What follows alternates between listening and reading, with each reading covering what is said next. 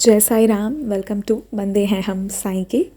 और सबसे पहले आप सबको कॉन्ग्रेचुलेशंस। आज चैनल पर हमारा 200th एक्सपीरियंस है। बाबा की बहुत कृपा रही है कि हम इस जर्नी में यहाँ तक आ पाएँ। I am so glad about it. Thank you बाबा। क्योंकि मेरे लिए असली खुशी वही है कि मैं कितनी बाबा की लीलाएं सुन पाई हूँ या आप लोगों तक पहुँचा पाई हूँ बाबा की कृपा से। तो आज का जो एक्सपीरियंस है, मैंने ऑलरेडी कहा था, बहुत ही स्पेशल अनुभव होगा। 200th एक्सपीरियंस हमारा। आज की जो लीला है वो मोनिका दी ने शेयर करा था। बहुत दिन पहले किया था, बट मैंने तभी सोचा था कि ठीक है, इसे 200 में करेंगे। बात है 16 दिसंबर 2013 की। उस वक्त मोनिका दी जो थी, उनकी डिलीवरी होने वाली थी और उस दिन 5 बजे सुबह उन्हें बहुत दर्द होना शुरू हुआ। तो वो समझ गई कि अब टाइम आ गया है, तो उन्होंने अपने पेरेंट्स को बताया और वो सब हॉस्पिटल गए। अब हॉस्पिटल गए तो वहाँ उनका अल्ट्रासाउंड किया गया और पाया गया कि अभी टाइम नहीं है, अभी थोड़े टाइम के बाद होगा। वो जिस हॉस्पिटल में गई थी वो एक लेडी डॉक्टर का हॉस्पिटल था और उनकी सर्जरी या जो भी होना था उसको करने वाले थे एक मेल डॉक्टर जो खुद उनके अंकल भी थे।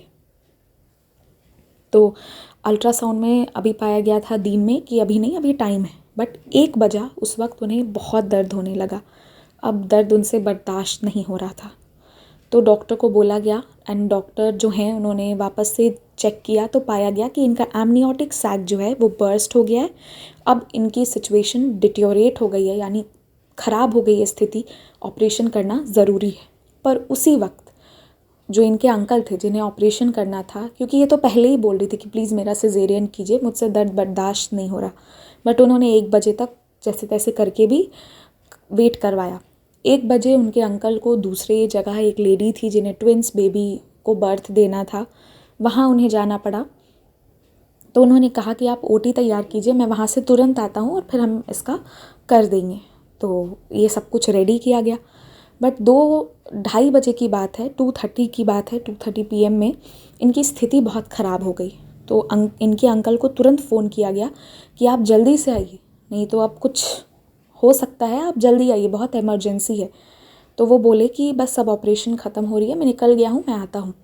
3 बजे उनको वापस बोला गया तो वो बोले कि मैं ट्रैफिक में फंस गया हूँ, मैं जस्ट पहुँच रहा हूँ, सब कुछ ठीक हो जाएगा, ऐसा करके वो बोली। वो जेन्युइनली ट्रैफिक में फंस गए थे।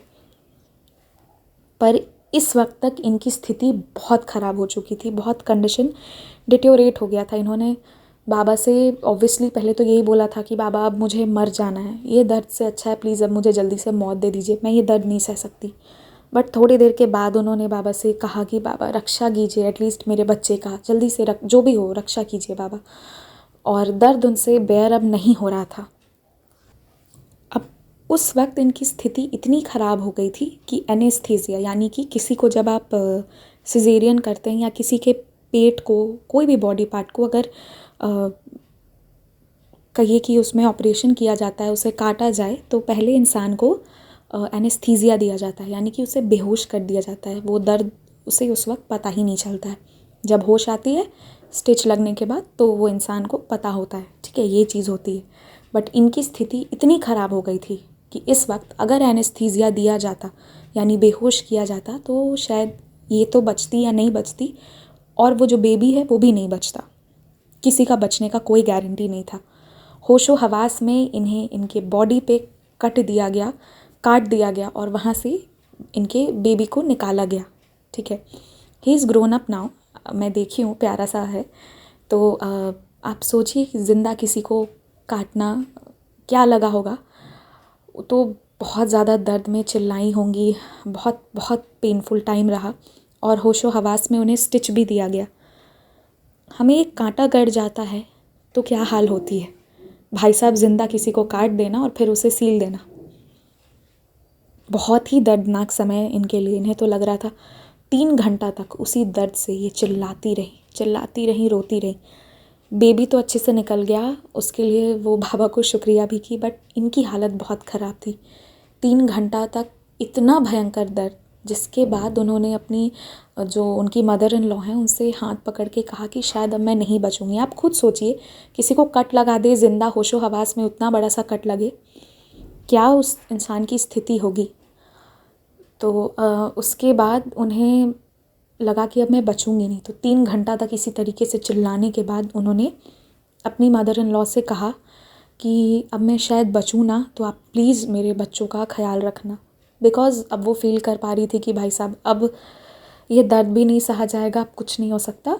ये सब चीज़ें हुई और वो डॉक्टर जिसको वो लोग बुला रहे थे उसे आने की हिम्मत ही नहीं हो रही थी, वो आ ही नहीं रही थी। बहुत बुलाने के बाद 1 घंटे के बाद जब वो डॉक्टर इनके रूम में आई तो उस वक्त तो लग रहा था कि अब ये बचेंगी कि नहीं बचेंगी। पूरा हॉस्पिटल शॉक्ड था। 4-5 बड़े बड़े चादर जो थे वो खून से भीग चुके थे। पूरा हॉस्पिटल का फ्लोर, मतलब कहिए कि इतना खून निकला था कि देख के ऐसा लग रहा था कि मतलब लग रहा था कि सब कुछ तो निकल गया, ये ज़िंदा कैसे रह गई। उसके बाद इतना खून निकलने के बाद भी सोची कि ये बची हुई थी। सब कुछ निकल चुका था। 5 बेडशीट खून से पूरा भीग चुका था। आप इमेजिन कीजिए, एक बेडशीट अगर भीगे तो क्या हाल होगी। यहाँ पूरा फ्लोर सब कुछ खून खून। उसके बाद डॉक्टर ने देखा, एक पर्टिकुलर इंजेक्शन लाने बोला गया जो इनके हस्बैंड जल्दी से ढूंढ के लाए और इन्हें वो इंजेक्शन दिया गया। फिर ये बेहोश हो गई। इन्हें नहीं पता, जब इनको होश आया तो उस वक्त बस स्टिच का पेन था और वो जो डायरेक्ट कट किया गया था वो वाला पेन जा चुका था। तो ये वाली लीला हुई। पर यहाँ एक चीज़ और हुआ। इन्होंने अपनी मदर इन लॉ को हाथ पकड़ के कहा था ना, मैं ना बचूँ भी तो बच्चों का ध्यान रखना, जो भी था सब कुछ कहा। लेकिन इनकी माँ और इनकी जो मदर इन लॉ हैं, इन दोनों को पता था कि इन्हें कुछ नहीं होना है, ये बचेंगी। जिस दिन इन्हें हॉस्पिटल ले जाया गया था, मैंने बताया ना 5 बजे सुबह, और फिर 1 बजे से ये सब चीज़ इनके साथ होना शुरू हुआ।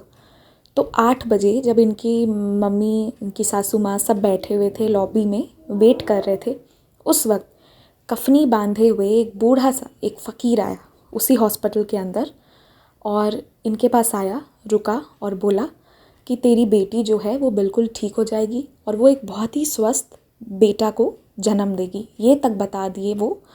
और इनके हाथ में एक रुद्राक्ष दिए, बोले कि ये मेरी उस बेटी के लिए है, उसे दे देना, वो बिल्कुल ठीक हो जाएगी। और इनसे वो दक्षिणा लिए वो बाबा और चले गए। तो आप समझिए वो बाबा कौन आए थे? साईं बाबा आए थे।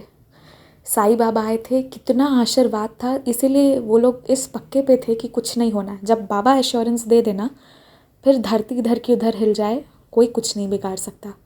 और मोनिका दी का वाकई में कहिए कि बाबा का आना हुआ और इस तरीके का आशीर्वाद दिए, जिसकी वजह से मोनिका दी की माँ, उनकी सासू माँ, उन लोगों का मनोबल एकदम स्ट्रॉन्ग था कि कुछ नहीं होगा। और वो लोग, और सच में फिर बिल्कुल ठीक हो गई। उन्होंने मुझे रुद्राक्ष का फ़ोटो भेजा है जो बाबा उनके लिए देकर गए थे। मैं वो फ़ोटो यहाँ भी डाल रही हूँ, कम्युनिटी पोस्ट पे भी मैं डाल दूँगी। आप लोग भी देखिएगा, दर्शन लीजिएगा। साक्षात बाबा आके मोनिका दी को दे के गए थे हॉस्पिटल में, उनके हाथ में नहीं, उनकी मम्मा के हाथ में। तो इस तरीके से बाबा रक्षा किए। जो सच्चे दिल से बाबा को मानता है ना, बाबा खुद उसकी रक्षा करने के लिए उतर जाते हैं। ये था, बहुत प्यारी लीला थी ये। और आप लोग भी अपने एक्सपीरियंस ज़रूर शेयर कीजिएगा। ये 200 हुआ है, एक दिन 2000 और एक दिन 2 लाख भी हो, बाबा की कृपा, जैसी बाबा की मर्ज़ी। और आप लोग मुझसे इंस्टाग्राम ईमेल आईडी के थ्रू कनेक्ट हो सकते हैं। बहुत सारे डिवोटीज़ मुझसे पूछते हैं कि मैं कॉल करके बताऊं, तो देखिए मैं इसलिए आपको कहती हूँ ना, लिख दीजिए या ऑडियो दीजिए, क्योंकि बताने के पहले मैं वापस सुन लेती हूँ, नहीं तो कुछ पॉइंट्स मिस हो सकते हैं, इसीलिए मैं ऑडियो या लिख के मांगती हूँ। और आप लोग भी जानते हैं, सभी कोई से पर्सनली कॉल पे बात कर पाना मेरे लिए भी पॉसिबल नहीं है। पर हाँ, बाबा की कृपा है। आप लोग भेजिए, जब जैसे टाइम मिलेगा मैं ज़रूर पब्लिश करूँगी। और बस बाबा पे विश्वास रखिए। मोनिका दी की स्थिति कहाँ थी, वो कहाँ से बाबा उन्हें कैसे, मतलब वो इतनी प्यारी हैं, इतनी स्वीट हैं, और क्या स्थिति उनकी रही होगी 2013 में। पर बाबा का हाथ जिस पे होता है ना, एकदम जिसका बाबा जिसको देख रहे होते हैं, उसे कोई कुछ नहीं कर सकता। मैं आज इससे ज़्यादा कुछ नहीं बोल पाऊँगी। I am running short of words. बहुत प्यारी लीला थी ये, बस इसे सुनिए, फील कीजिए, महसूस कीजिए और पॉजिटिव रहिए। बाबा आप सबके साथ हैं। Stay blessed.